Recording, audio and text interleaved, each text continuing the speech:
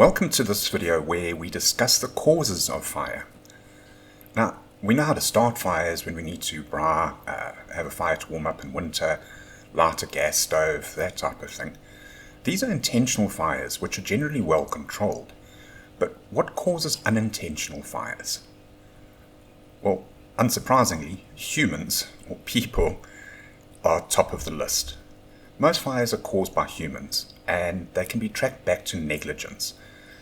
Such things as discarded cigarette butts, forgetting to switch off the stove, faulty electrical connections from home repairs, sparks from industrial equipment. There's a myriad of different reasons that people start fires unintentionally. The second is electricity. Electrical fires can originate from faulty power outlets and old wiring throughout the home or workplace. Electrical fires are often preventable, but they result from improper use of electrical cords, inadequate maintenance of wiring, that sort of thing. A big problem that we've got here in South Africa is overloading of circuits. There's too many things plugged into the same outlet, and that causes the cable to start heating up and to the point where it actually catches on fire. The next cause of fire is spontaneous combustion. Spontaneous combustion is basically a fire that starts by itself, without the aid of a flame, spark, or electricity. These fires are often referred to as mystery fires. So, what are the causes of these fires? Well, if you look at certain substances such as hay, straw, peat, and sawdust, they have a low ignition temperature, and it means that you can set them on fire quite easily.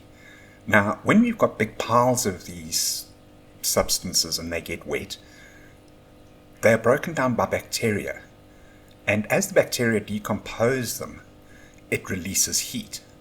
The problem is that these materials are very good thermal insulators, so they don't let the heat out, and slowly the temperature within the pile starts to increase. And it just carries on getting hotter and hotter to the point where it starts smoldering and eventually bursts into flames. The next cause of fire are chemical reactions.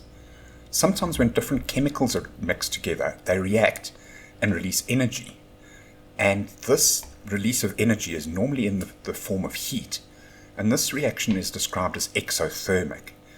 Exothermic reactions can be very volatile and sometimes occur in seconds when certain chemicals are mixed or when they come into contact with each other.